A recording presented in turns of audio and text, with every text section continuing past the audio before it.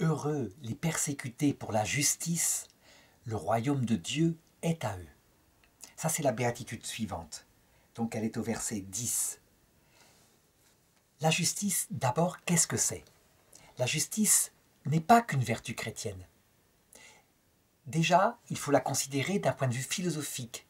La justice, c'est ce qui est juste, ce qui est droit. Donc, ce qui ne s'oppose à l'injustice. Donner à quelqu'un ce qu'il mérite pour son travail, c'est un acte de justice. Quelqu'un qui ne paierait pas un ouvrier le soir, dit la Bible, alors qu'il a travaillé toute la journée, cette injustice crie vers Dieu et sera source de malheur. Donc, il y a un sens humain, naturel, commun à tous les hommes de la justice. C'est la droiture du cœur.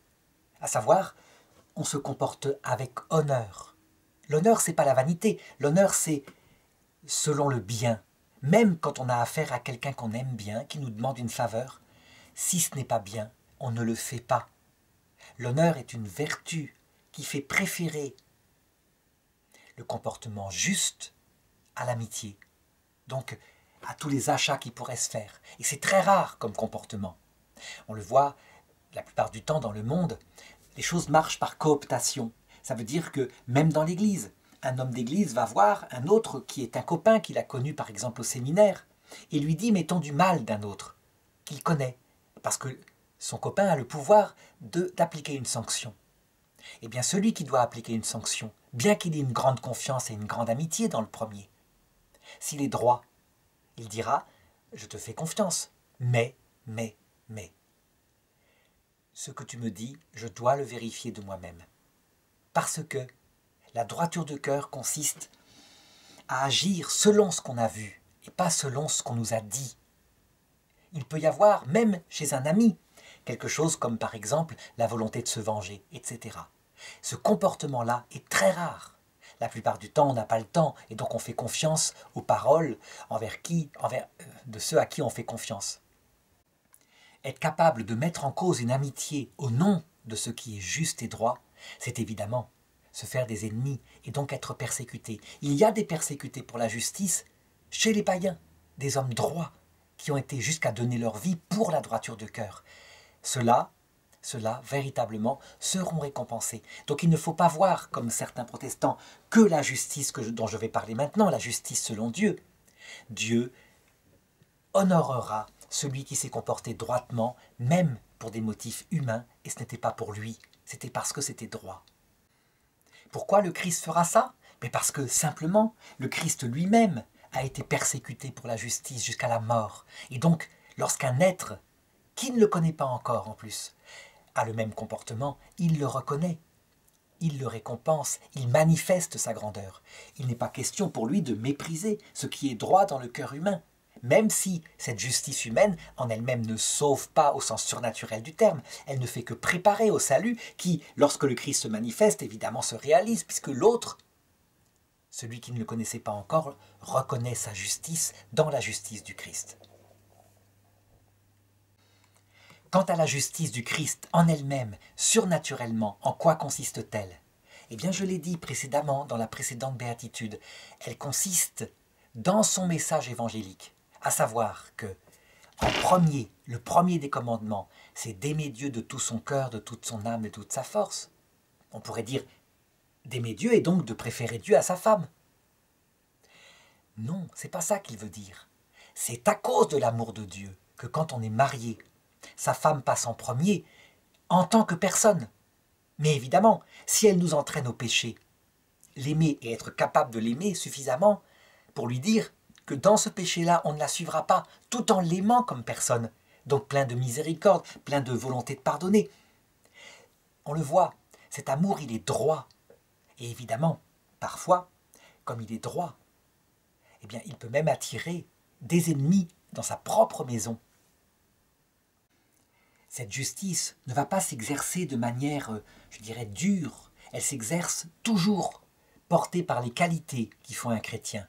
L'amour de Dieu, l'amour du prochain et l'humilité. Il ne s'agit pas de se croire supérieur à l'autre, donc de l'humilier parce qu'il aurait voulu nous entraîner dans un péché.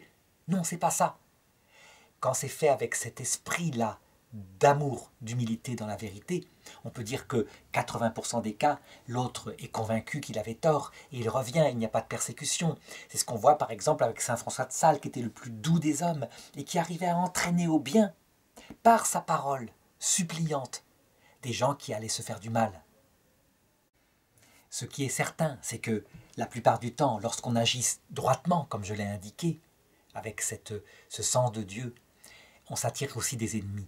On est persécuté pour la justice. Pourquoi? Pour une raison simple, c'est que l'homme injuste, voir quelqu'un qui se comporte droitement, est pour lui un reproche vivant. C'est-à-dire que la simple vue de celui qui ne se dit pas ami de Dieu, mais qui est ami de Dieu, et donc dans l'autre dit, regardez, il se dit ami de Dieu, attire de la jalousie, de la haine, une haine irrépressible quelquefois. Et donc, quand arrive une persécution au nom d'une justice, de quelque chose qui est juste et qu'on maintient, on est très souvent tenté, parce qu'il y a d'autres biens qu'on a à protéger, comme par exemple sa carrière, des choses comme cela, eh bien, de passer outre, de faire le dos rond. Il faut savoir que dans un cas de persécution, pour la justice, 80% des gens eh bien, ne voient plus l'homme persécuté parce qu'ils ont d'autres intérêts. Mais lorsque quelqu'un est capable d'être droit, de mettre en danger quelque chose de sa vie pour défendre celui dont il estime que la cause est juste, cet homme-là sera récompensé. Le royaume de Dieu est à lui, dès cette terre. De quelle façon? Par une présence intime de Dieu dans son âme, vraiment, qui ne le quitte pas. Et ça, c'est plus que toutes les paix, évidemment.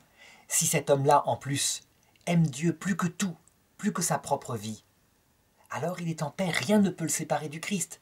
On le tuerait, on lui arracherait les siens, il les retrouvera de l'autre côté, et sa propre vie est dans les mains de Dieu.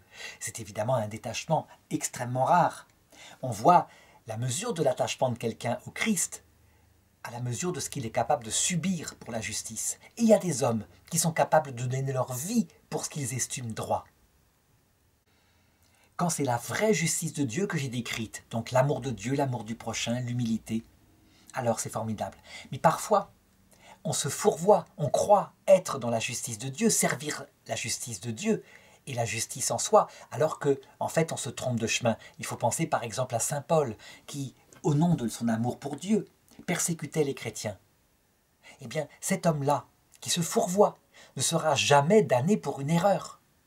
Il a agi droitement dans l'erreur, et avec une extrême dureté. Quand il voit le Christ, dans son apparition sur le chemin de Damas, aussitôt il reconnaît son erreur. L'erreur est balayée par la simple apparition du Christ. Et il se repent, il met tout de suite tout le zèle qu'il avait à une justice erronée pour faire une justice droite. Ça veut dire quoi? Eh bien, que quelquefois, des gens qui ont donné leur vie pour des causes absurdes, comme par exemple le communisme, des gens ont donné leur vie parce qu'ils pensaient sincèrement que ce système allait créer le paradis sur terre, donc c'était par amour pour leur prochain. Et c'était un système absurde, puisque ce système ne marchait pas et tuait. Mais ils ont cru, ils ont été naïfs, ils ont été dans l'erreur. Il ne faut pas croire qu'ils sont en enfer. L'erreur de jugement, l'erreur d'idéologie est balayée par la venue du Christ. Et il ne garde qu'une chose, c'est la droiture du cœur de celui qui s'est battu et qui a même donné sa vie pour la justice. C'est quelque chose qui doit être rassurant, évidemment, mais qui n'empêche pas qu'il faut chercher de tout son cœur la vraie justice du Christ, totale, qui ne saurait pas être simplement l'humanisme. L'humanisme ne donne pas le sens à la vie, mais qui est, je crois vraiment, dans la plénitude du message du Christ, y compris le Christ crucifié. Ça veut dire le sens que le Christ donne au fait que nous sommes sur terre et que parfois la souffrance nous tombe dessus. Cette justice-là, quand on est capable de l'enseigner, certains prêtres l'ont fait dans des périodes de persécution où d'autres prêtres refusaient la croix, fait qu'ils obtiennent le royaume de Dieu, évidemment.